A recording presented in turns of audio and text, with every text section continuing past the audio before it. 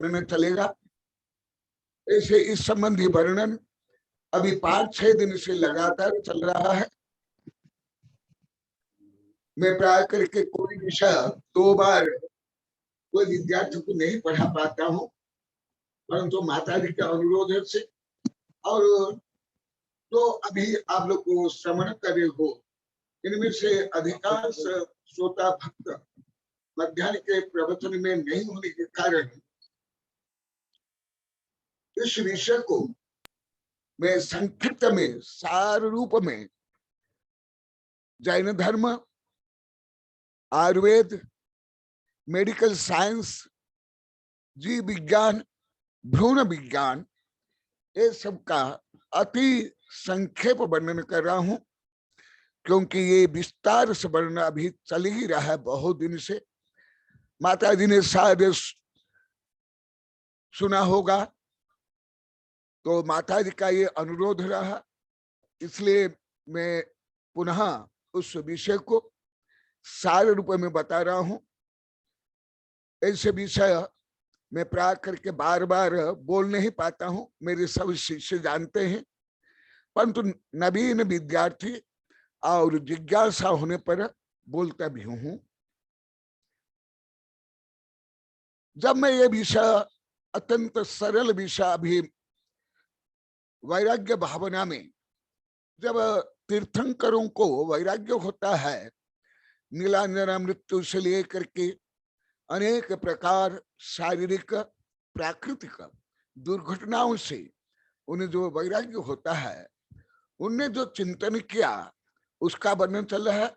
अभी आदिनाथ भगवान को जो वैराग्य होने के बाद स्वयं आदिनाथ भगवान गृहस्थ अवस्था में स्वयं के शरीर के बारे में, स्वयं के बारे में जो वर्णन कर रहे हैं, और स्वयं जो भोगासक्त थे, राज्य वैभव में लिप्त थे, उसको लेकर भी स्वयं को धिक्कार कर रहे हैं। तो वो वर्णन जो हिंदी में आप लोग को पढ़ते हो, आदिनाथ भगवान की जयमाला, मेरी हर तीर्थंकरी जयमाला में मैं अलग अलग विषय वर्णन किया हूं। इस संबंधी तो मेरी कई किताबें हैं। तो माता जी के भावना के अनुसार इस जयमाला में जो मनुष्य गति संबंधी दुख है, गर्भ से लेकर मृत्यु तक का जो वर्णन है, मैं तो प्राय करके हिंदी में ये पूजा आदि कम पढ़ता हूं, मैं ज्यादा करके संस्कृत प्राकृत आदि से पढ़ता हूं, पढ़ाता हूं। मैं तो ये जयमाला यहाँ के हमारे ब्रह्मचारी साधु साध्वी यहाँ के लोग बाल्यकाल से पढ़ते हैं, परंतु बोले गुरुदेव हम कुछ भी नहीं जानते थे। तो इसलिए आप लोग को ज्ञान वैराग्य देने के लिए इस जयमाला को अभी बता रहा हूं। हाँ, कुछ व्यक्ति जो कुछ श्रोता, कुछ भक्त मध्याह्न में सुनते हैं, वो भी कुछ दिखाई दे रहे हैं, जैसे कोटा के महावीर आदि, ये तो ये विस्तार से सुने हैं अभी अभी। प्रभु गर्भतना दुख अब कहूं, जठे सकराई की ठोर है हो, हलन चलन नहीं कर सको, जठे सघन कीट घन घोर हो। माता खावे चरपरी फिर लागे तन संताप हो, प्रभु जो जननी तातो भखे फिर उपज तन संताप हो। आंधे मुख झुल्यो रहो फिर निकसत कौन उपाय हो, कठिन कठिन तर नीरसु जैसे निसरे जंत्र में तार हो। प्रभु फिर निकलत ही धरिया पड़ियो, फिर लागी भूख अपार हो, रोज रयो बिलोठो घनो, दुख वेदन को नहीं पार हो। प्रभु दुख मेटना समरथ धनी, गाते लागू तिहारे पाय हो, सेवक अरज करे प्रभु मोह को भव दधि पार उतार हो। इसमें जो गर्भ से लेकर के जन्म तक का और मनुष्य गति संबंधी दुख का वर्णन है, अत्यंत संक्षेप में वर्णन है। इससे अधिक वर्णन तिल्लोपन्नति, भगवती आराधना से लेकर के आयुर्वेद से लेकर आधुनिक विज्ञान में बहुत ज्यादा विस्तार से वर्णन है, और उसमें भ्रूण विज्ञान में। तो इतना बोलने के लिए तो अभी अभी संक्षेप में 4-5 दिन से बोल रहा हूं, पूरा नहीं हुआ। तो 4-5 दिन का विषय है, कुछ संक्षेप में बताता हूं।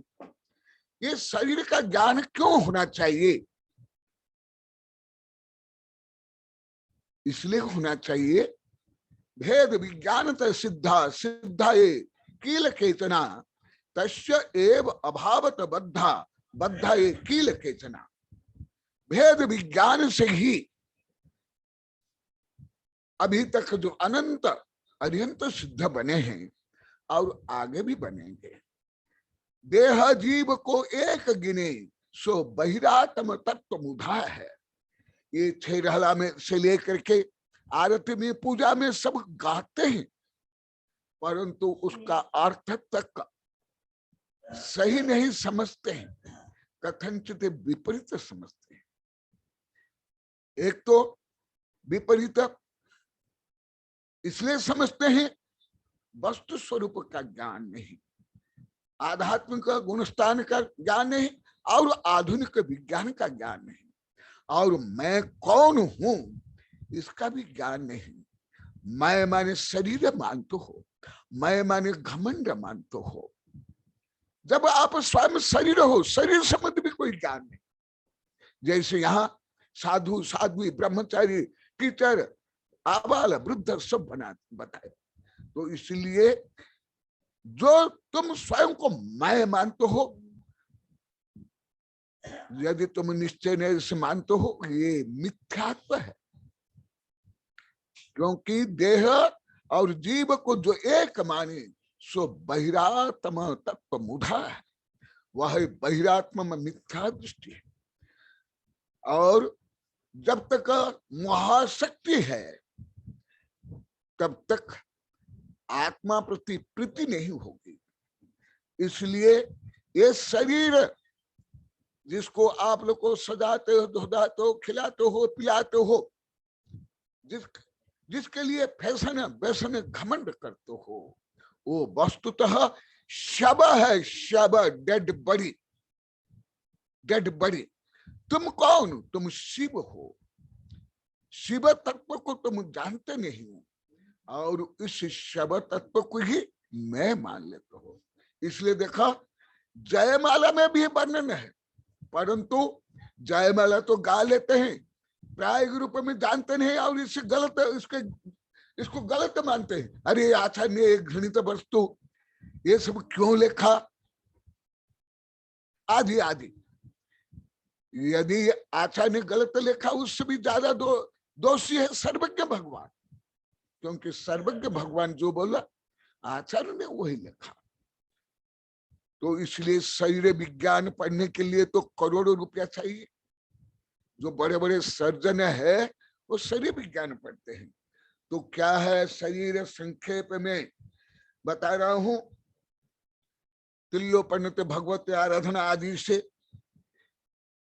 अभी तक का वैज्ञानिक नहीं जानते हैं कि जीव का स्वरूप क्या है। What is the living being, what is the consciousness. यही विषय तो मैं देश विदेश के वैज्ञानिक को पढ़ा रहा हूं, और अभी इससे संबंधी अंतरराष्ट्रीय वैज्ञानिक संगोष्ठी है। विज्ञान अभी भी नहीं जानता है गर्भ में जीव कब आता है। इसलिए जब तक आप ये नहीं समझोगे गर्भ में भ्रूण भी जीव है, तो जो गर्भपात करते हैं उस गर्भपात दोष से आप निवृत्त नहीं हो सकते। मैं मध्याह्न के वेबिनार में बताया हूं, अनपढ़ गांव के लोग से ज्यादा पढ़े लिखे नगर के और जैन लोग ज्यादा गर्भपात करते हैं और इसको हिंसा नहीं मानते, पाप नहीं मानते। इसलिए आचार्य ने जो बड़े बड़े ग्रंथ में कहा वो संक्षेप में बता रहा हूं। माता पिता के रजवीर्य के संपर्क के बाद, संबंध के बाद वहां जो रासायनिक प्रक्रिया होती है, जैविक रासायनिक प्रक्रिया, उस प्रक्रिया के समय में ही अंतर मुहूर्त में विग्रह गति से जीव स्वकर्म को लेकर आखिर जन्म लेता है।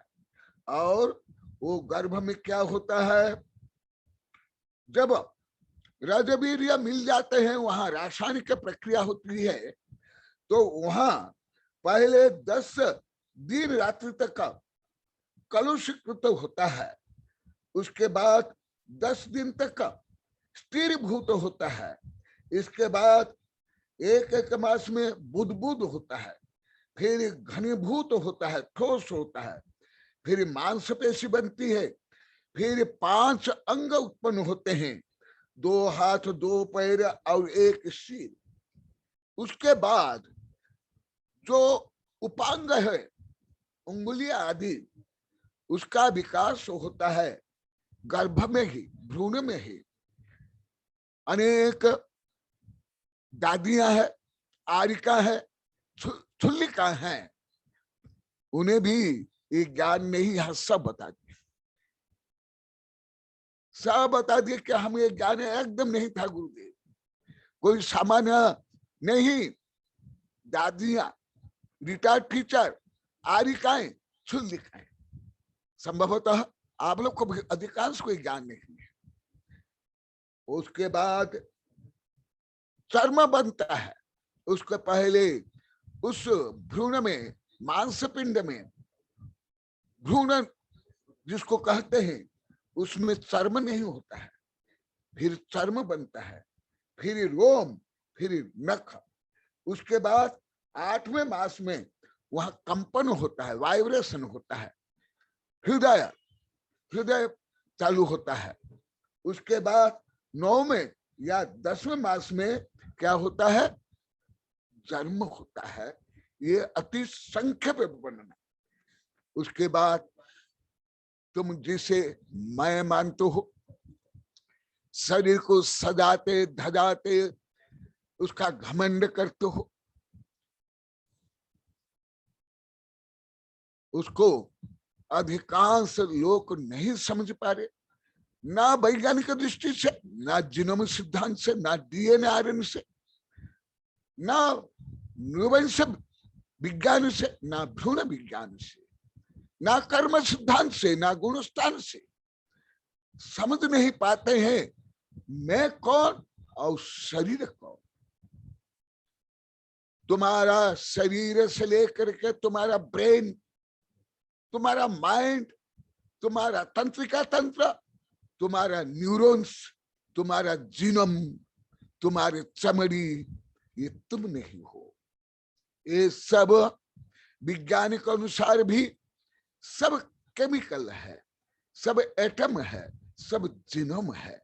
जैन धर्म के अनुसार तो विज्ञान के जन्म के लगभग 2000 वर्ष प्राचीन ग्रंथों से मैं आप लोग को बता रहा हूं।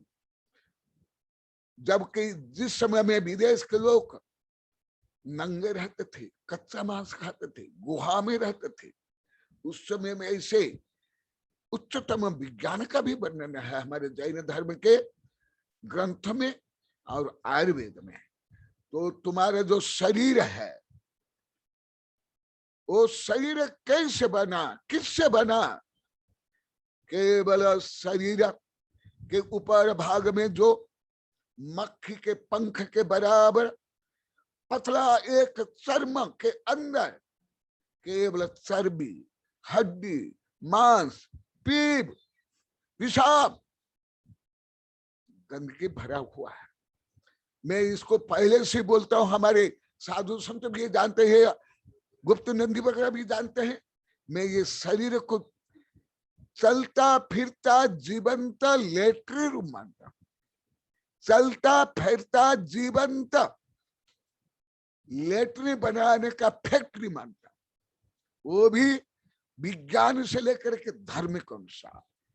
सबसे ज्यादा प्रदूषण, सबसे ज्यादा गंदगी, सबसे ज्यादा भ्रष्टाचार इस पृथ्वी में केवल मनुष्य फैलाता है, और वो मुख्यतः शरीर के लिए, और शरीर के परिग्रह, शरीर के लिए, फैशन बेचने के लिए जो अलंकार से लेकर के लिपस्टिक, नेल पॉलिसी आदि है, ये सब क्या है? करोड़ निरीह पशु की हत्या करके उस खून, उस हड्डी, उस मांस से आप चमड़ी की, स्व चमड़ी की क्या करते हो? श्रृंगार करते हो। तो इसलिए ये जब तक 12 भावना में आप गा लेते हो, परंतु कोई उसका सामान्य अर्थ से लेकर के रहस्य और भेद विज्ञान नहीं जानते। मुझे पहले ज्ञात नहीं था, अभी भी 6-7 वर्ष से ज्ञात हो रहा है। मैं तो मानता था भारत के बच्चे बच्चे दार्शनिक वैज्ञानिक है, परंतु अभी कुछ वर्ष से ज्ञात हुआ, कम ज्ञानी नहीं, विपरीत ज्ञानी ढोल में पोल, पोल में पोल है। शरीर विज्ञान इसलिए आत्मविज्ञान, सामान्य नैतिक ज्ञान इसलिए कानून, पर्यावरण, इसलिए इतने सरल विषय भी मैं प्रवचन में बोलता हूं। तो वो तुम्हारे शरीर में क्या है? केवल जैन धर्म के दृष्टि और विज्ञान के दृष्टि और यथार्थ से अब लोग खुद अनुभव करते हो। नव बार बहे घिन कारी, इस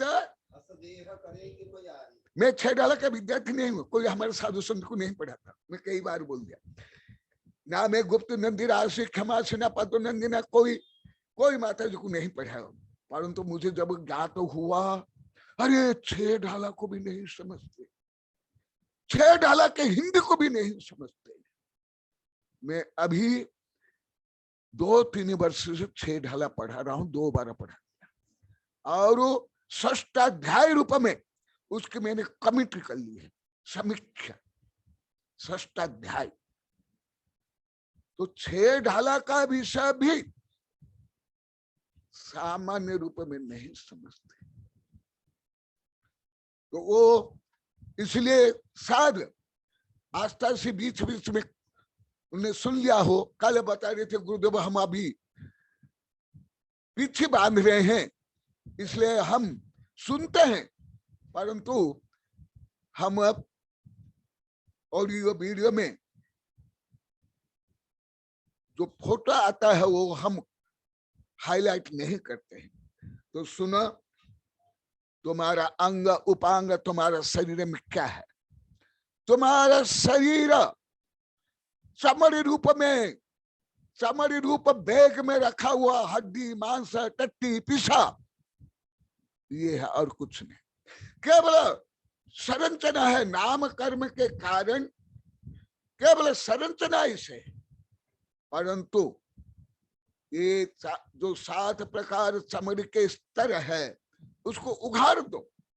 केवल 7 प्रकार नहीं, जो केवल ऊपर चमड़ी का भाग है, जिसको लेकर के सब गर्व करते हो, मैं सुंदरी, मैं सुंदर, वहां से लेकर के उस शर्म को सजाने के लिए जो करोड़ निरीह पशुओं की हत्या होती है, उस पाप का भागी बनते हो आप। ये चमड़ी जो स्वयं हड्डी, मांस, टट्टी, पेशाब का पिंड, उसमें भी हड्डी, मांस, चर्बी पोतते हो, माने शव की यात्रा करते हो। तो उसमें क्या क्या अति संक्षेप में बता रहा हूं क्या होता है, इसमें क्या क्या है वो संक्षेप में बता देता हूं। इसमें 300 हड्डियां हैं। ये हड्डी शरीर की संरचना के लिए मूलभूत, जैसे घर बनाते तो स्तंभ है, 300 हड्डियां और 300 संधियां और 900 स्नायु। तुम ये नहीं हो। जैसे मोबाइल हो, टीवी हो आदि जो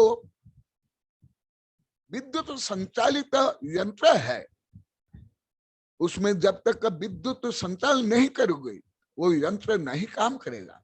इसी प्रकार तुम्हारे शरीर को संचालित करने के लिए चेतना शक्ति चाहिए, और वो चेतना शक्ति, वह कॉन्शियसनेस तुम हो। शरीर ज्यादा तुम्हारा रहने का घर है, या ज्यादा बंदीशाला है, और कुछ नहीं है।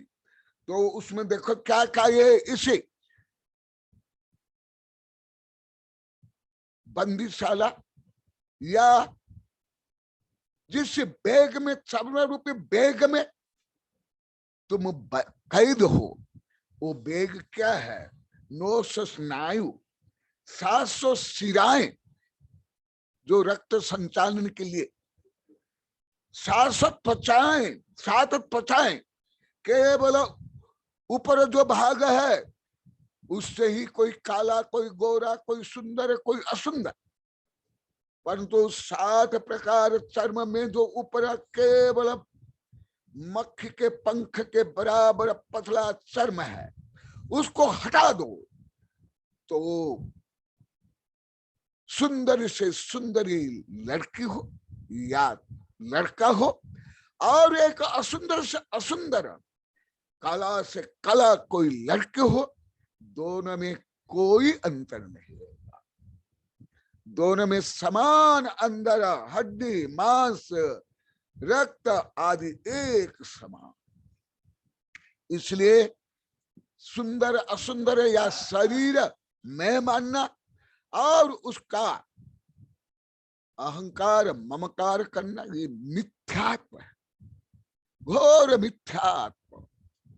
इसलिए तुम स्वयं को जानने के लिए पर को भी जानो। पर माने तुम्हारा शत्रु नहीं, तुम्हारा मित्र नहीं, तुम्हारा भाई बंधु कुटुंब नहीं, तुम्हारा घर नहीं, पर तुम्हारा ब्रेन भी, तुम्हारा हार्ट भी, तुम्हारा हड्डी भी, ये केवल स्ट्रक्चर है। उसके अंदर जो चेतना शक्ति है वो तुम हो। इसलिए जैसे विद्युत ऊर्जा से मोबाइल हो, टीवी है, ये चालू होते हैं, तो वो ऐसे तुम्हारा शरीर से लेकर जो मैं अभी जो कुछ बताऊंगा, ये सब के हार्डवेयर, सॉफ्टवेयर तुम हो। वो क्या है? 80 लाख करोड़ रोम है, पक्वाशय और आमाशय 16 है, जहां भोजन पचता है, सड़ता है और रस बनता है, और जिससे रक्त से लेकर के वीर्य बनता है। वो कहा? पक्वाशय में, अमाशय में 16, और जहां मल केवल उत्पन्न होते हैं। किसने पूछा था कि गुरुदेव ये मल नभ 12 है और 7 मल स्थान, इसमें अंतर है। मल 12 और मल स्थान, जहां मल उत्पन्न होते हैं वो मल स्थान, और वो मल उत्पन्न होने के बाद जिन जिन द्वारों से मल निकलता है वो मल द्वार। ये सब भले अंदर जो आंतरिक संरचना है उसका भले आपको ज्ञान नहीं, परंतु मल द्वार का तो आप सतत प्रयोग करो, सतत प्रयोग होता है। तथापि ये समझ नहीं पाते हैं कि मैं शरीर नहीं। यदि मैं शरीर होता तो मृत्यु के बाद भले सामान्य मनुष्य, पशु पक्षी, यहाँ तक कि तीर्थंकर का शरीर भी पृथक हो जाता है, तब वो वैदेही बनते हैं, सिद्ध बनते हैं। शरीर सहित, शरीर के अणु सहित अभी तक कोई सिद्ध नहीं बने, ना आके सिद्ध बन सकते हैं। और इसमें बात पित्त कफ, ये तीन जो धातु है वो समय होने पर शरीर स्वस्थ रहता है। जब वात पित्त कफ बिगड़ जाते हैं, संतुलन बिगड़ जाता है, तब रोग होता है। ये आयुर्वेद का सिद्धांत। तो ये तीन तीन थुनाए और मस्तिष्क, ये मस्तिष्क मैं वो दिन कुछ बताया था, मस्तिष्क संबंधी ज्ञान, मस्तिष्क, हार्ट, सोल, ये तीनों का ज्ञान अभी पूरी पृथ्वी के वैज्ञानिक डॉक्टर को क्लियर नहीं है। पूरी पृथ्वी के, केवल भारत के नहीं, क्योंकि मैं रोज हॉट साइंस पढ़ता हूं, 1-2 वर्ष का साइंस पढ़ता हूं रोज। जो अभी भारत के विश्वविद्यालय तक जो कोर्स में नहीं आता है वो विज्ञान में रोज पढ़ता हूं। तो मैं जो अभी बताऊंगा, तुम यदि शरीर को ही पहले नहीं जानते थे, फिर ये मस्तिष्क, माइंड और हार्ट को क्या समझोगे? इसलिए अभी तो मैं कम बताऊंगा। तुम हार्ट भी नहीं हो, तुम मस्तिष्क भी नहीं हो, तुम माइंड भी नहीं हो। Behind your body, behind your brain and behind your mind also, and also senses, only consciousness. वो इसलिए अभी तक पूरे पृथ्वी के वैज्ञानिक नहीं जानते हैं, वैज्ञानिक दृष्टि से चेतना क्या, जीव का स्वभाव क्या, जीव क्यों, जीव कहां से आया और जीव का उद्देश्य क्या है। इसलिए मेरे वैज्ञानिक शिष्यों में बहुत वर्ष से बोल रहा था, डांट रहा था, पढ़ा रहा था, सिखा रहा था। अभी इसको पर ही संपूर्ण अंतरराष्ट्रीय कार्यक्रम चल रहे हैं। इससे संबंधित कई इंस्टीट्यूट बन गए, कई विश्वविद्यालय बना लिया हमारे शिष्यों ने, दिगंबर सितंबर, देश विदेश के। उसमें केवल मैं आशीर्वाद देता हूं, पढ़ाता हूं, मेरा साहित्य है, और सब वो लोग करते हैं। तो जो अभी पूरी पृथ्वी के वैज्ञानिक नहीं जानते हैं वो विषय मैं हल्का से बताता हूं। मस्तिष्क, ये 100 अंजुलि प्रमाण मस्तिष्क होता है। ये मस्तिष्क तो उसका अनेक भेद प्रभेद मैं बीच बीच में बहुत बताया हूं। वो मस्तिष्क है, वो मस्तिष्क एक अंजुलि प्रमाण, उसमें ग्रे मैटर है, व्हाइट मैटर है, पश्चात मस्तिष्क है, आदि आदि, उसमें करोड़ अरब भेद प्रभेद है मस्तिष्क के। और मेद एक अंजुलि प्रमाण, एक अंजुलि प्रमाण वीर्य और 3 अंजुलि प्रमाण चर्बी। तो इस संबंध में हल्का सा बताता हूं। अभी तक पूरी पृथ्वी के वैज्ञानिक दृष्टि से उसकी डेफिनेशन और डिफरेंट नहीं जानते, मेडिकल साइंस वाले भी नहीं जानते, डॉक्टर भी नहीं जानते, भारत के नहीं, क्यों वो ज्यादा करके ये ब्रेन को ही चेतना का केंद्र मानते हैं, उत्पत्ति मानते हैं। और ये जो ब्रेन डेड होने के बाद वो मृत्यु मान लेते हैं। यदि ऐसे हैं, निगोदिया से लेकर के पंचस्थावर में तो ब्रेन है नहीं, तो वो कैसे जीते हैं? अंतर मुहूर्त से लेकर के 8-8, 10 हजार वर्ष जीने वाले अभी भी पेड़ है, तो वहां तो ब्रेन नहीं है। और वैज्ञानिक मानते हैं ये मस्तिष्क ही कॉन्शियसनेस का केंद्र है। तो इसलिए वो वहां वैज्ञानिक नहीं जान पाते मस्तिष्क क्या है।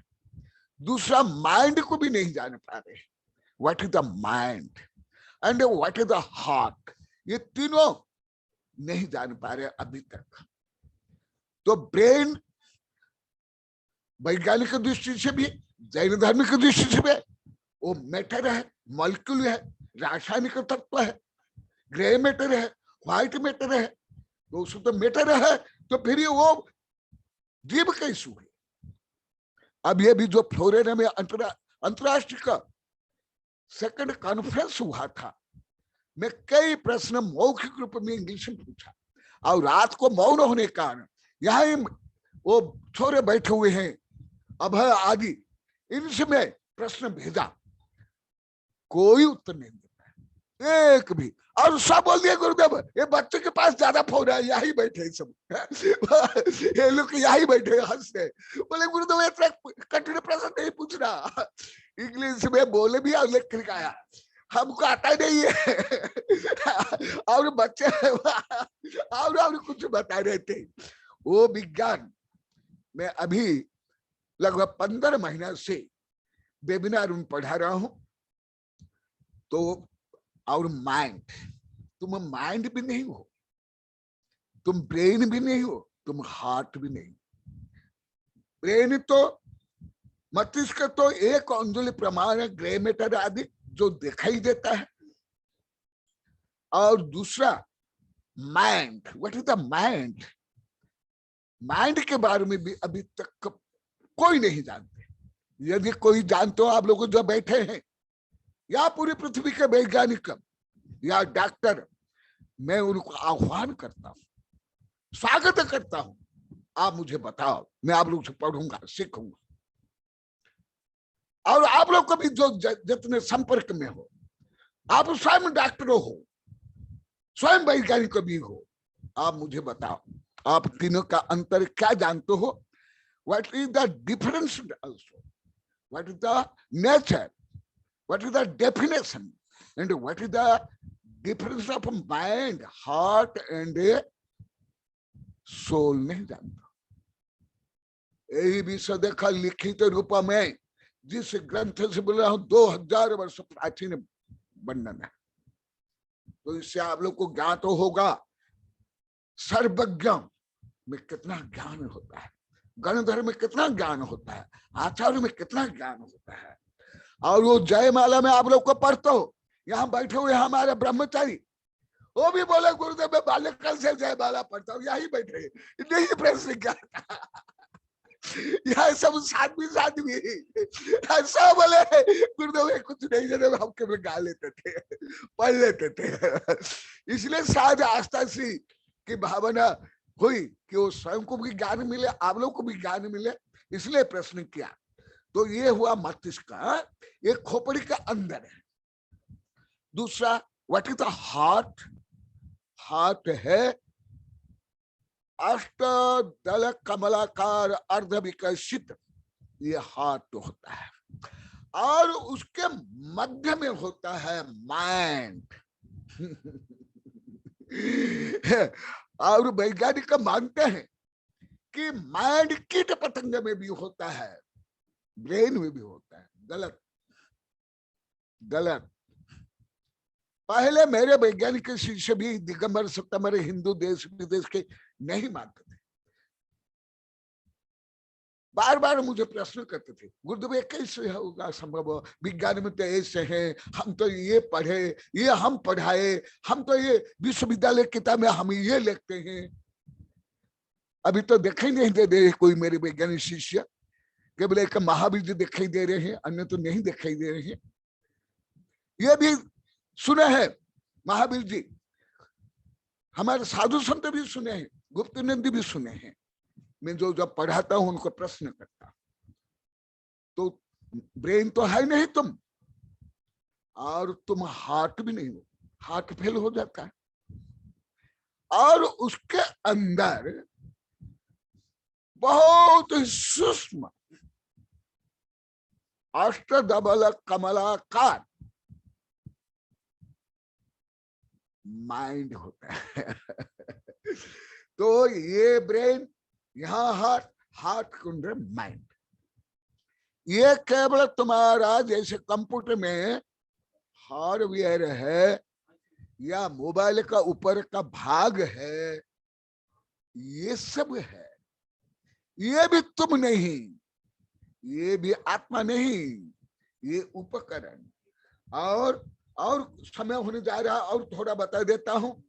और मनुष्य जन्म की जो पीड़ा है, दुख है, तो बहुत विस्तार से अभी चल रहा है, अभी तो समय कम है।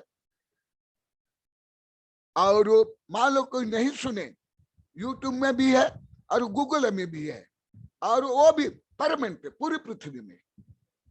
ये कोई कुछ समय के लिए नहीं, ये पूरे लॉन्ग लाइफ में ये यूट्यूब और गूगल में सब है। भाषण भी है और किताब भी है। और क्या है देखो, 6 अंगुली प्रमाण पित्त, और इतना ही 6 अंगुली प्रमाण कफ, और 32 प्रमाण पल प्रमाण रक्त खून, और 64 प्रमाण मूत्र। देखो ये सब क्या है। मान लो आपको ब्रेन को, हार्ट को, माइंड को देखे नहीं, जाने नहीं, पढ़े नहीं, तो मैं जो अभी जो बता रहा हूं हमारे सर्वज्ञ भगवान ने बताया, आप लोग को रोज कम से कम 3, 4, 8, 10 बार पेशाब जाते होंगे। तो पेशाब कहां से निकला? शरीर से निकला। तो इसका मतलब शरीर के अंदर सब गंदगी ही गंदगी। यदि गंदगी नहीं होती, ये गंदगी कहां से निकलती है? तो इसका मतलब तुम्हारा शरीर ऊपर से भी गंदा है। सब सामान्य लोग को बोल देते हैं, सामान्य किताब में भी है। मैं भी कभी कभी जैसे आप लोग को बताया, परंतु चमड़ी भी कोई शुचि नहीं है। स्वयं चमड़ी जड़ है। इतने नहीं, चमड़ी में जो रोम कूप है उससे सतत पसीना निकलता है, लीटर भरा, और उस पसीना में भी करोड़ अरब खरब नहीं, असंख्यात अनंत वायरस बैक्टीरिया है, जीवाणु रोगाणु है। और जो पसीना से लेकर के जितने मल में जो बदबू आती है, इसका कारण जानते हो? भोजन में भी जो बदबू आती है सड़ने के बाद, दूध में भी, फल में भी, भात में भी, रोटी में भी, और तुम्हारे शरीर से जो बदबू आती है पसीना से, मल से, श्वास से, पेशाब से, ये मल जो पसीना से जो बदबू आती है, इसका रीजन जानते हो? इसका रीजन है हथेली प्रमाण शरीर में 60 प्रकार के रोगाणु होते हैं, वायरस बैक्टीरिया होते हैं।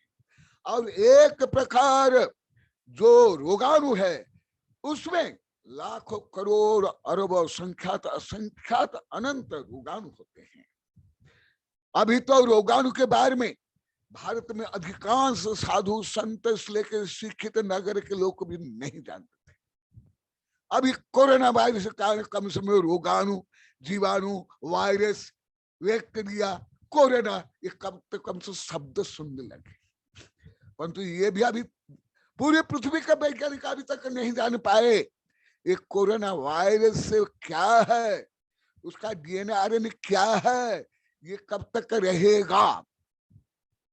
परंतु मैं सर्वज्ञ वाणी के अनुसार अभी लगभग 11 वर्ष पहले इतना विशाल ग्रंथ लिखा हूं और अभी भी लिखा हूं। तो जो आपका भोजन कितना सुस्वादु है, कितने में खुशबूदार है, परंतु वो तुम्हारा पसीना, तुम्हारा मल, नवद्वार से जो मल निकलता है वो बदबूदार क्यों?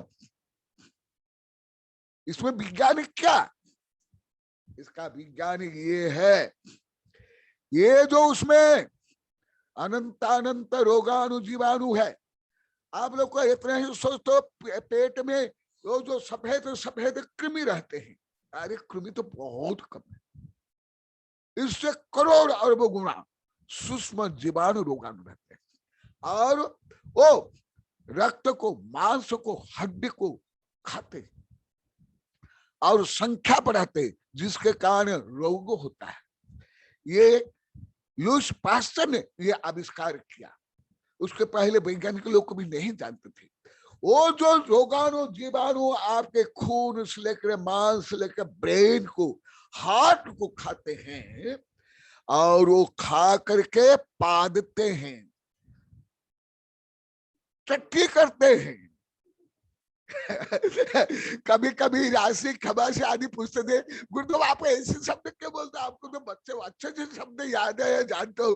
बोले कि आप लोग को चिढ़ाने के लिए, आप लोग का ध्यान आकर्षित करने के लिए, समझाने के लिए। क्या होता है, वो जो रोगाणु है आपका जो सार खाते हैं, फिर उसको पचाते हैं, पचाने के बाद वो मल मूत्र के माध्यम से और पाद के माध्यम से क्या करते हैं, वही मिथेन गैस है जो तुम्हारे पाद में बदबू आती है। भले तुम खुशबूदार भोजन करो, दूध मलाई रबड़ी खाओ वो जो यही विषय वर्णन है भगवती आराधना में। अभी समय नहीं, इसलिए मैं गाथा नहीं पढ़ रहा हूँ, समय हो गया है परंतु आप लोगों को अधिकांश को ज्ञान नहीं है इतना, ना शरीर विज्ञान के अनुसार ना धर्म के अनुसार। इसी प्रकार जो पसीना है, उस पसीना में भी करोड़ अरब रोगाणु जीवाणु होते हैं। यही सब भक्त शिष्य बोलते थे, हमारे सब साधु संत जानते हैं। मैं भोजन में भी बार बार हाथ धुलाता हूँ।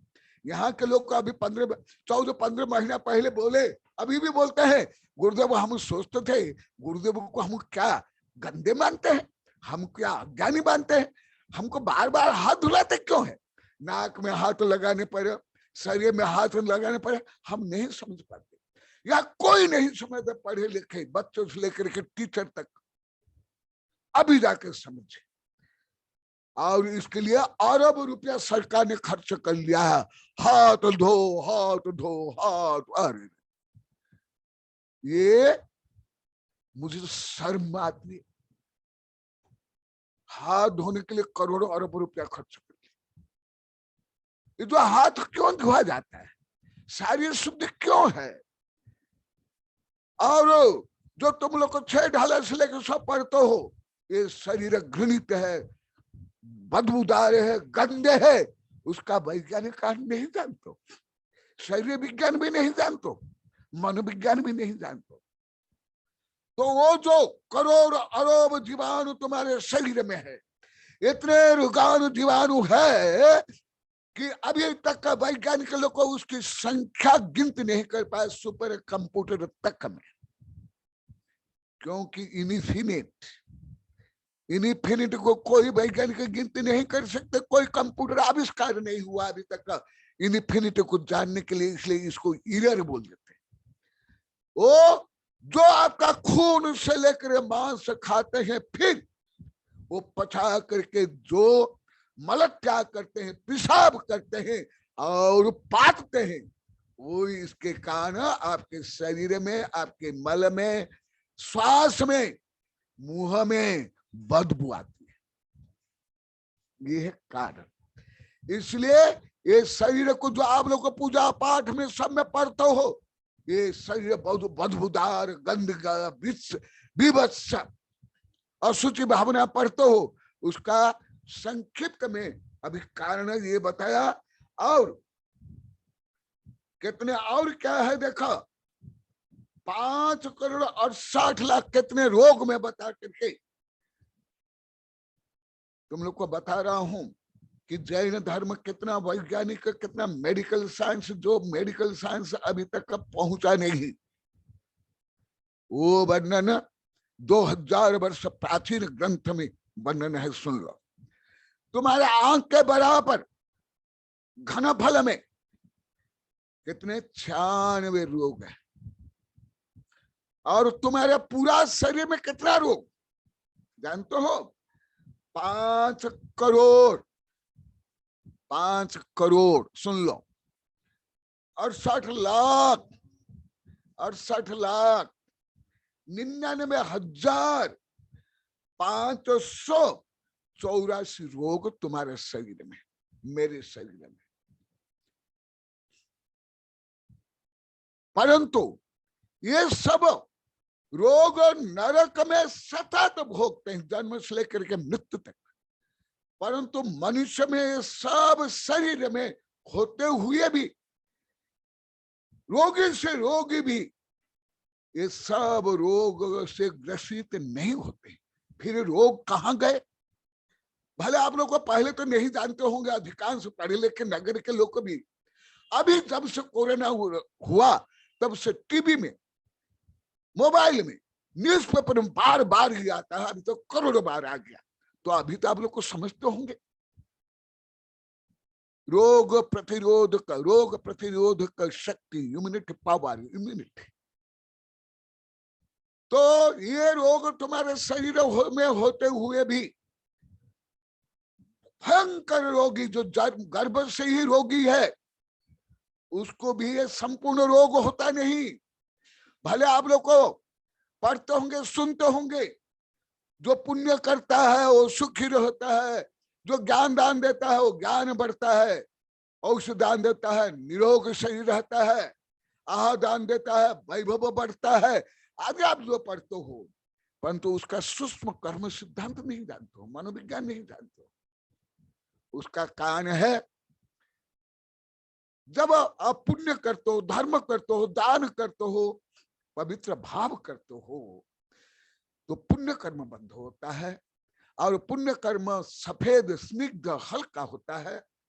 और उससे जो दो प्रकार खून होता है, लाल और श्वेत, जो मेरुरज्जु में वो खून बनता है, जब आपका भाव पवित्र होता है, दान दया पुण्य करते हो और शुद्ध आहार करते हो, तो श्वेत रक्त कण ज्यादा बनते हैं। इसलिए तीर्थंकर के शरीर में जो खून होता है लाल नहीं, पूर्णतः सफेद होता है। और इसलिए अभी वैज्ञानिक अभी अभी ज्यादा अनुसंधान करे कोरोना के बाद, अभी अभी, वो भी पहले नहीं, अभी दो तीन महीना से, कि अनेक लोग क्यों कोरोना ग्रसित नहीं, कई को दो बार डोज देने के बाद भी रोगी होकर के डॉक्टर लेकर मंत्री उद्योगपति मर गए। परंतु अनेक लोग है जो कोई प्रकार डोज नहीं लिए, तथापि उनको रोग क्यों नहीं हो रहा है। तो अभी ये वैज्ञानिक अनुसंधान अभी अभी हुआ, ये तो मैं प्राचीन काल से जानता, प्राचीन काल लिखता हूँ, लाखों बार बोल दिया हूँ, वेबिनार में भी कई बार बताया हूँ। रोग प्रतिरोधक शक्ति विज्ञान बोलता है, इम्यूनिटी पावर।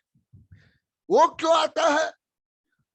शुद्ध भोजन, शुद्ध विचार, दान दया परोपकार सेवा आदि से जो पुण्य बंध होता है, विज्ञानिक अनुसार जीनोम होता है, वो जीनोम में भी जो परिवर्तन होता है भाव से होता है, जो अभी अभी विज्ञान सिद्ध कर रहा है, उसको ये रोग नहीं होता है।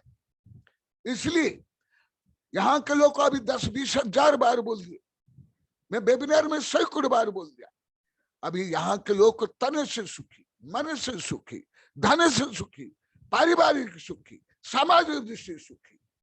इसलिए बच्चों से बड़े तक 1000 बार निवेदन कर रहे हैं, गुरुदेव हमको तो आनंद आ रहा है, धन समाज परिवार, इसलिए हम आपको छोड़ेंगे ही नहीं। सब यहाँ लोग को बोल दिया, हम पहले कैसे टेंशन युक्त थे, कितने संक्लेश युक्त थे। ये क्या हुआ? जब आप लोगों ने, जिसने आत्मा और परमात्मा के बारे में सुना समझा और पाप पुण्य पाप के बारे में समझा, तब उनने जो खोटा भाव था, अहम भाव था, दिखावा प्रवृत्ति घमंड आदि, वो सब छोड़े। तो देखा ये भी यहां तक अभी विज्ञान पहुंचा नहीं। कितने तुम्हारे शरीर में 5,68,99,584 रोग, और जो अभी अभी लोस्ट पास्टर से अभी ज्यादा शोध हो रहा है, वो भी सर एक ग्रंथ में लिखा हुआ, यह शरीर कृमि कीट का भंडार है, 2000 वर्ष प्राचीन। अभी क्योंकि समय हो गया, इसलिए मैं गाथा आदि नहीं बोल करके मैं पूरा करता हूं। तो ये रोगाणु भी कितने हैं जानते हो तुम्हारे शरीर में, हर व्यक्ति के शरीर में कितने जानते हो? यदि वो रोगाणु जीवाणु वायरस और बैक्टीरिया यदि मक्खी बन करके उड़ेंगे, ये पूरी धरती छोटी पड़ जाएगी। समझ आता है? और ये विषय अभी भी उच्चतम माइक्रोबायोलॉजी में अभी भी रिसर्च हो रहा है, अभी भी नहीं हुआ है, क्योंकि इस संबंध में मेरे कई वैज्ञानिक प्रोफेसर शिष्य है,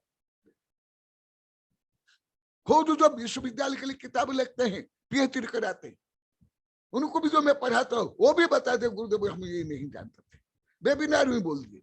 इसलिए ये सब के कारण गर्भ से लेकर मृत्यु तक मानव जन्म में भी बहुत दुख है।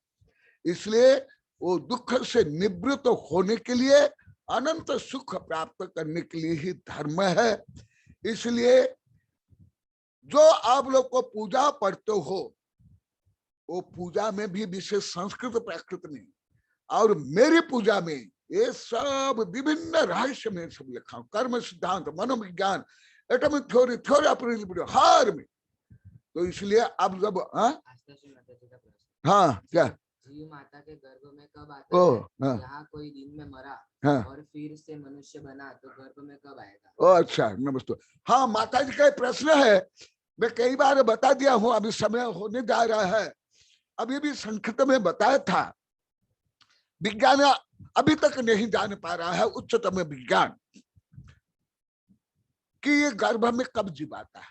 पहले तो 7-8 महीना में मानते थे, अभी कुछ सप्ताह के बाद गर्भ में आता है, अभी विज्ञान मानता है। इसलिए पहले डॉक्टर लोग, वैज्ञानिक भी कानूनतः विदेश में भ्रूण हत्या के लिए कानून बना लिए थे, परंतु अभी उसमें परिवर्तन हो रहा है। राजा वीर्य मिलने के बाद, जो मिश्रण के बाद जो वहां केमिकल कंपाउंड होता है, उस कंपाउंड के बाद वहां जीव तत्काल आ जाएगा, नहीं तो कुछ क्षण में आ जाएगा, नहीं आएगा तो वो जो रजवीर्य का मिश्रण है, जो मैं अभी बताया आप लोगों को, कलोल आदि, वो सड़ जाएगा। वो फिर वहां कोई जीव उत्पन्न नहीं होगा और वो भ्रूण सड़ जाएगा।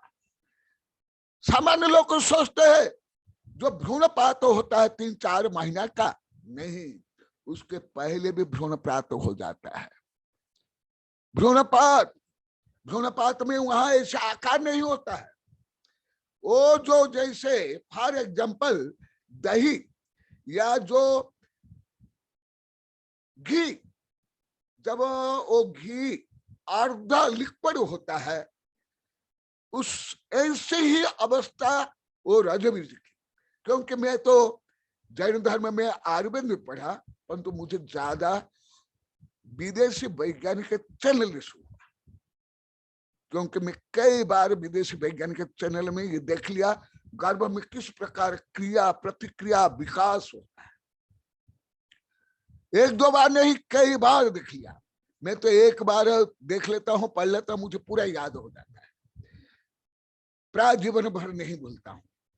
परंतु ये विषय को जो धर्म में भी ज्यादा नहीं है, सूत्र रूप में है, धर्म में भी नहीं, आयुर्वेद में नहीं, वो विषय में ज्यादा बार बार विदेशी वैज्ञानिक चैनल में पढ़ रहा हूं और विदेश साहित्य में पढ़ रहा हूं। तो आस्था के जो प्रश्न है, वो जब वहां किसी प्रकार अंग उपांग नहीं होता है, वहां कैसे होता है, जैसे आप लोग को उदाहरण दे देता हूं, एकदम सरल उदाहरण, घी या नारियल का तेल। नारियल का तेल है, देखे होंगे, ठंडे में नारियल का तेल जम जाता है, फिर उसको गर्मी में रखो, गर्मी में रखने पर धीरे धीरे वो तरल होता है। उस अवस्था समान वो रजवीर्य की अवस्था होती है। जैसे घी, जैसे नारियल का तेल, या जैसे कफ, या जैसे खंकार, ऐसे होता है। उसमें भी जीव होता है, उसमें भी मान लो कि कोई अवधि ज्ञान तक लेकर के आया, मत ज्ञान सुत ज्ञान अवधि ज्ञान, वो मत ज्ञान सुत ज्ञान अवधि ज्ञान उस लिक्विड में होगा, और वहां भी मालक सम्यक दर्शन लेकर आया, वो सम्यक दर्शन वहां भी होगा, समझा? वहां से लेकर के ये क्रम विकास होता है। इसलिए जो भ्रूणपात, गर्भपात जो शिशु अवस्था में, जो विकसित अवस्था में होता है, वो तो रुपया दे करके माता पिता से कोई हत्या करते ही तो महाहत्या है ही, परंतु प्राकृतिक रूप में भी गर्भपात होता है। कहां से गर्भपात होता है? ये कुछ क्षण के बाद जब उसमें जीव आ जाता है, वहां यदि उसको उसी प्रकार वातावरण, भोजन आदि नहीं मिला और विग्रह गति से जीव आकर को वहां जन्म नहीं लिया, तो वो सड़ जाएगा।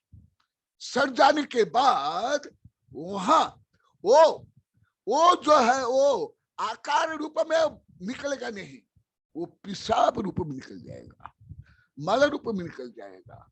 जिस प्रकार भोजन नहीं पचने पर आम बन जाता है, तुम लोग को क्या बोलते हो? आम, आम नहीं, आम, आम माने कच्चा भोजन। वो जैसे सफेद सफेद मल के साथ निकलता है, ऐसे ही जब भ्रूण विकसित नहीं होता है, उसके पहले वो भ्रूण सड़ जाता है, तो उस समय में वो पेशाब आदि के द्वारा वो निकल जाएगा, जो माँ को भी ज्ञात नहीं होगा, माँ को भी समझ नहीं आएगा। इसलिए स्वाभाविक रूप जो गर्भपात होता है, वो जीव का पाप कर्म का उदय। परंतु जो गर्भपात कराते हैं जानबूझ करके, घोरात घोर पाप करते हैं। जो विरोध हिंसा में सलाह का पुरुष भी युद्ध करके जो लाखों व्यक्ति का हत्या नहीं करते हैं, उससे भी ज्यादा हत्या का पाप ये माता पिता, डॉक्टर, दादा दादी को लगेगा। ज्यादा कर गर्भपात कराती है माताएं, दादियां, परिवार की महिलाएं, समाज की महिलाएं। जब वो परीक्षा, क्योंकि मैं एक तो विज्ञान का विद्यार्थी के साथ मैं विज्ञान पढ़ता हूँ और मेरा अधिकांश सब शिष्य उच्च शिक्षित वैज्ञानिक डॉक्टर है, वो मुझे बताता है और मैं खुद भी देखता हूँ, यंत्र से, माइक्रोस्कोप से, टेलीस्कोप से मैं खुद देखता हूँ। केवल मैं कागजी पढ़ के नहीं बता रहा हूँ, मैं खुद परीक्षण करता हूँ, अभी भी करता हूँ। इसलिए मैं जो बता रहा हूँ अन्य साधु संत जो बोलते हैं उससे परे है, वो ज्ञान नहीं। तो जो गर्भपात करते हो, एक दिन मेरा प्रवचन पे महावीर जी बताए थे गर्भपात के लिए, ये तो मैं वैराग्य के लिए बताता हूँ, परंतु जो गर्भपात करते हैं, जैसे राम ने रावण से भी ज्यादा दुष्टों को मारा है, कौरव से पांडवों ने ज्यादा दुष्टों को मारा है, तथापि स्वर्ग मुख्य चले गए। परंतु जो गर्भपात करता है वो संकल्प हिंसा है। जो करता है, जो करवाता है, जो अनुमोदना करता है, जो प्रेरित करता है, वो स्वयं महाघोर पापी है। और क्योंकि अभी समय हो गया, ये विषय मैं तो स्वयं पढ़ता हूं, देखता हूं। DC Jain, doctor DC Jain, green park में, आस्था श्री शायद नहीं जानती, गुप्त नंदी आगे जानते हैं। वो मुझे एकांत में सब बताते थे, वो भी मुझे बताए। वो बोल कर मैं समाप्त करता हूं। मुझे एकांत में जो बोले, अभी लगभग 30 वर्ष पहले ग्रीन पार्क में, कभी कभी वेबिनार में भी जुड़ते हैं, वो मुझे एकांत में कई विषय बोलता है। मेरे जज शिक्षक भी एकांत में कुछ विषय बोलते हैं, प्रोफेसर शिक्षक सब मुझे एकांत में बोलते हैं। मैं हर समय नहीं बोलता हूँ, किसकी निंदा भी नहीं करता हूँ, परंतु पाप दूर करने के लिए मैं संदर्भ के अनुसार लिखता भी है, बोलता भी हूँ, डरता भी नहीं हूं, ना सरकार से, ना आप लोगों से, ना कोई वैज्ञानिकों से, परंतु सबको बोलता नहीं, किसकी निंदा नहीं करता। मुझे बोले गुरुदेव, मैं उस समय उपाध्याय था, एलाचार्य था, गुप्त नंदी वहां ही आए थे ग्रीन पार्क मेरे पास। हमारे संघ में उस समय लगभग 40 साधु थे। मुझे मैं उनको भी कुछ चुनौती देता था, वो भी मुझे देते थे दही को लेकर के आदि आदि। तो वो मुझे बोले गुरुदेव दक्षिण भारत में गर्भपात कम होता है। वो जो बोले मैं वही बोलता, मुझे पूरा याद रहता है, कथन से शब्द शब्द याद रहता है, भाव तो पूर्ण याद रहता है, परंतु शब्द तक मुझे याद रहता है, कहाँ कैसे बोला, उसका हाव भाव, वो सब मुझे मेरे मस्तिष्क पटल में आत्म प्रदेश में वो प्रिंट रहता है। वो बोले दक्षिण भारत में कम गर्भपात होता है, उत्तर भारत में ज्यादा होता है, गांव में गर्भपात कम और नगर में ज्यादा, अशिक्षित में कम, शिक्षित में ज्यादा, और अजैन में कम, जैन में ज्यादा गर्भपात होता है। गुरुदेव मैंने स्वयं रिसर्च किया है, क्योंकि आप लोग तो कोई जानते होंगे, संभवतः कुछ साधु तो जानते हैं, कुछ आप लोग को भी जानते होंगे, डॉक्टर डीसी जैन, क्योंकि वो सफदरगंज के हेड ऑफ द डिपार्टमेंट के थे, और वो भी मुझे बहुत कुछ वैज्ञानिक उपकरण से मुझे कुछ दिखाए थे, हमारे संघों को लेकर जाकर मैं देखा था यंत्र से। तो वो मुझे बोले मैं खुद दिल्ली में रिसर्च क्या हूं गुरुदेव, गर्भपात करने वाली और कराने वाली जैन दादा। पुनः मैं रिपीट करता हूं, पुनः रिपीट करता हूं, अंतिम वाक्य, गर्भपात कराने वाली डॉक्टर और कराने वाली महिलाएं, मैंने रिसर्च किया, प्रयोग किया, जैन में ज्यादा। एक बार 2000 में ये सोलंबर की मेरे कुछ शिष्य जो आगे जाकर वकालत कर ली, वो मुझे आकर बताते हैं, हाँ किसने लिखा है, अनुसूचित ने बताया, किसने लिखा, दिल्ली में डीसी जैन से भेंट हुई। हाँ हाँ, वो तो मेरा भक्त है, शिष्य है, बहुत उन्हें सेवा किए, पढ़े भी है, कभी कभी वेबिनार में भी आते हैं। वो क्या बताए सुन लो गुरुदेव, और मेरे जितने वकील शिष्य है, जज शिष्य जो केस जाती है, उसमें ज्यादा सितंबर ज्यादा है, दिगंबर कम है, दिगंबर जज वक्र कम है मेरे पास, सितंबर ज्यादा है, क्योंकि केस जाता है उनके पास। तो वो भी मुझे सब गुप्त विषय बोलते, एकांत बोलते, साधु संत भी नहीं रहते। मुझे जो डीसी जैन ने बोला, उस समय हमारे संघ में लगभग 40 साधु थे, ना आचार्य कुंठ सागर को बोले, ना देव पद्मनंदी से लेके कोई माता जी को साधु को, क्योंकि वो जानते हैं गुरुदेव वैज्ञानिक दृष्टि से रिसर्च करते हैं, लिखते हैं, पढ़ाते हैं, इसलिए मुझे बताते हैं। इसलिए जो गर्भपात करते हैं वो युद्ध में लाखों व्यक्ति की हत्या करने वालों से भी महापापी, घोर पापी।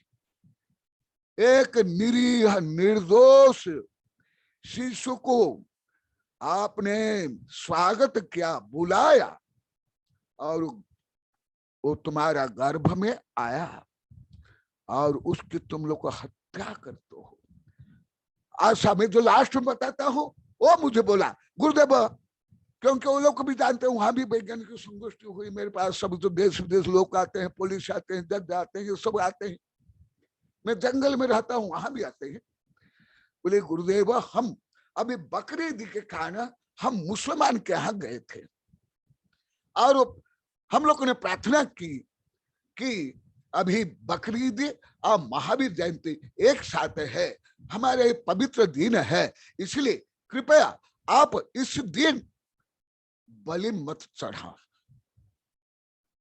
तो वो मुसलमान क्या बोले, उनके शब्द ही बोलता हूं, मैं शुद्ध शब्द नहीं बोल रहा हूं, उनने ही जो बोला, क्योंकि मैं कम ऑर्डिनरी शब्द कम मुझे आता है, मैं नहीं बोल पाता हूँ, मुझे उच्च भाषा उच्च शब्द ही आते हैं, दार्शनिक, वैज्ञानिक, गणितीय, आध्यात्मिक।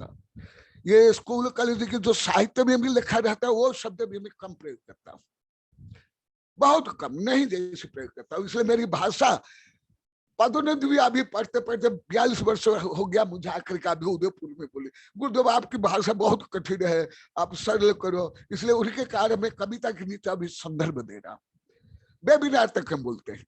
वो बोले गुरुदेव तत्काल मुसलमान बोले कि यदि तुम लोग को जय लोग को गर्भपात को करना छोड़ दोगे, हम वचन देते हैं हम बलि नहीं चढ़ाएंगे। वो वकील बोला, मेरे जो शिष्य बोला कि हमको शर्म आई, हम डर गए, हम कुछ भी ना बोले गुरुदेव, हम भाग कर हम कुछ भी नहीं बोले। तो सुनो, दीपक के नीचे अंधेरा, इसलिए look like innocent flower but serpent under it, ये सब जान करके। इसलिए जैन धर्म में जीवों का ज्यादा वर्णन है, क्योंकि जीवों को जान करके उसकी रक्षा करने के लिए और आत्म स्वरूप को प्राप्त करने के लिए। अभी कोई बार बार डीसी जैन के लिए कोई एमसी जैन कुछ लिख रहे हैं, मुझे बता देना। कुछ यदि प्रश्न कर रहे हैं मैं उनका प्रश्न भी दे दूंगा, नहीं तो मध्याह्न कक्षा में दे दूंगा।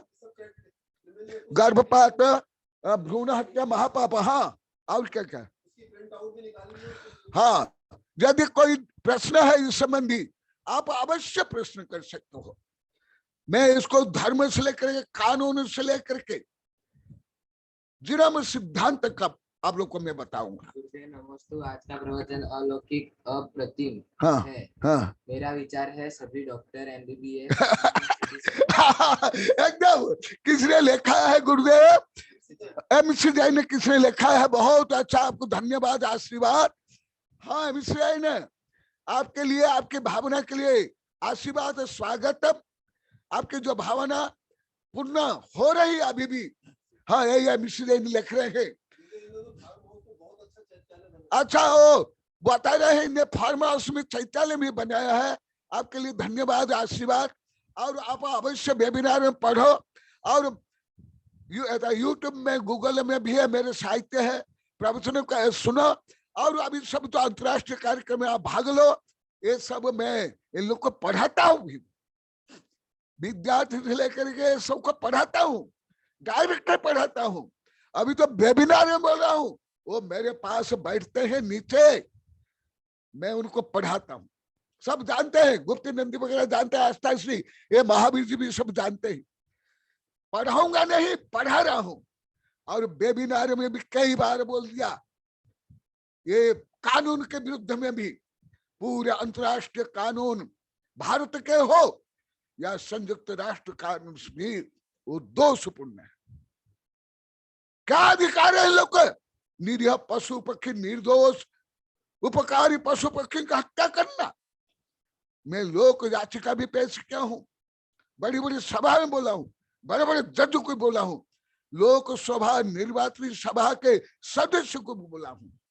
तो ये ऐसे वैचारिक क्रांति, अहिंसात्मक क्रांति अवश्य होनी चाहिए। I want revolution, the revolution must be peace and non violence.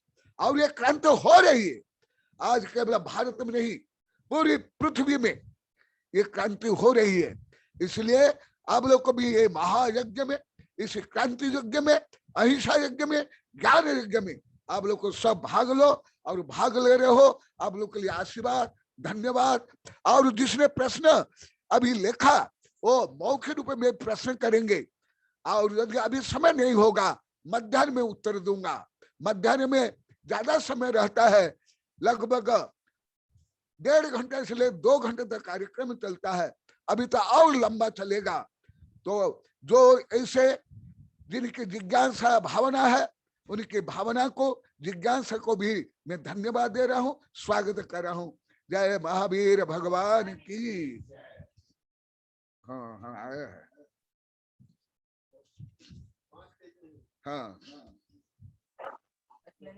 हाँ। देव का सारभूत सर्वश्रेष्ठ प्रवचन गुरुदेव का रहा।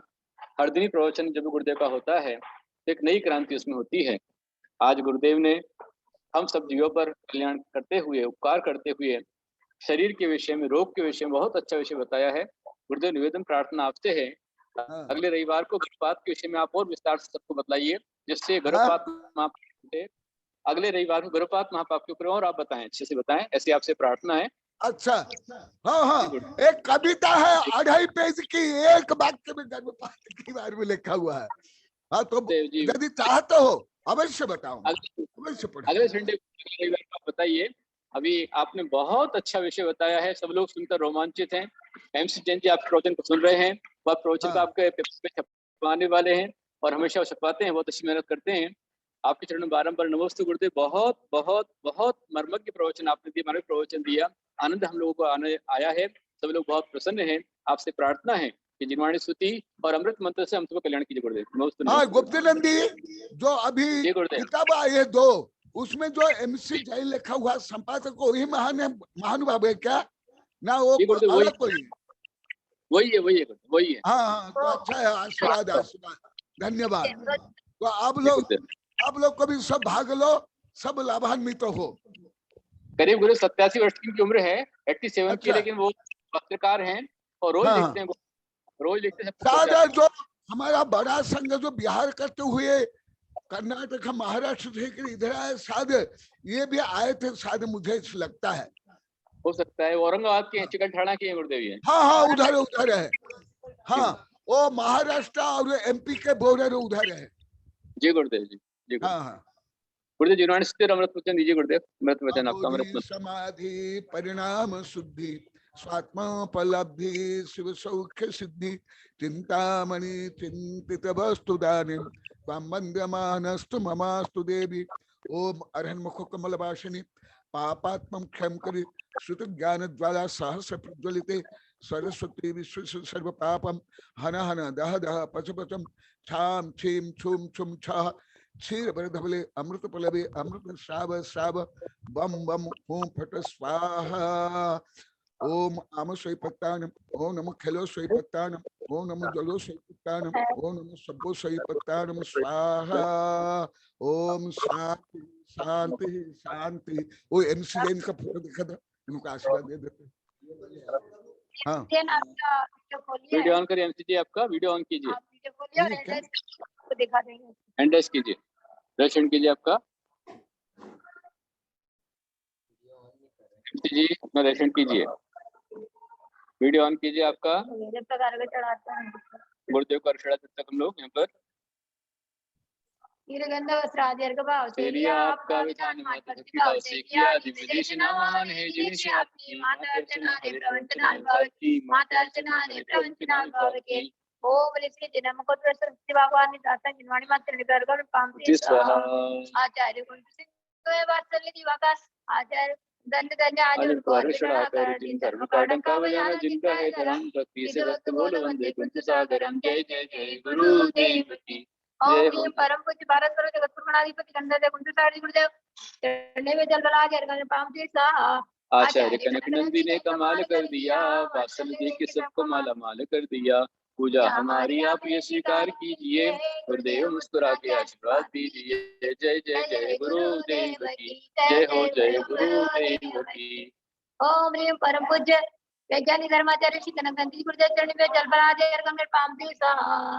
ओम ह्रीम परम पूज्य आचार्य श्री गुप्त नंदी गुरुदेव चरण में अर्घन पामते साहा। MC जैन आपके सामने है। ये MC जैन 87 वर्ष की उम्र में भी बहुत अच्छी ऊर्जा इनके अंदर है। उनके धर्मपत्नी हेमलता पाटनी जी हैं, दोनों बहुत ऊर्जावान हैं, रोज प्रवचन सुनते हैं और अच्छे प्रचार स्वयं लिखते हैं, प्रचार करते रहते हैं, धर्म का प्रचार करने में खूब आगे रहते हैं। MC जी बहुत अच्छा, धन्यवाद, आशीर्वाद, स्वागतम। आपके भावना के लिए, क्रांतिकारी जिज्ञासा के लिए भी आशीर्वाद, धन्यवाद।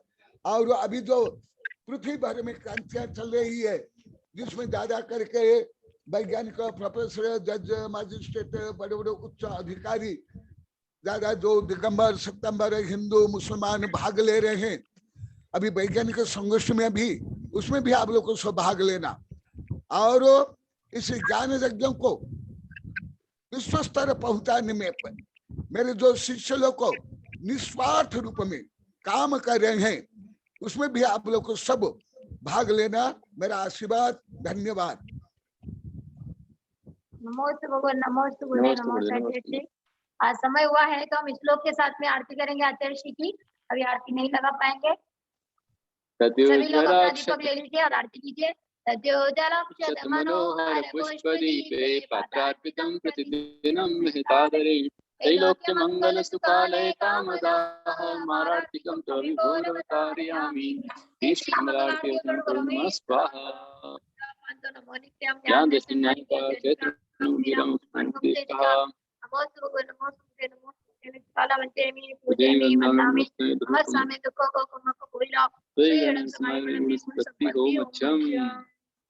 बोले आदिवाणी सरस्वती माता की जय। आदर्श कुंतु सारथी गुरुदेव की जय। आदर्श कनक नंदी जी गुरुदेव की जय। आदर्श नंदी गुरुदेव की जय।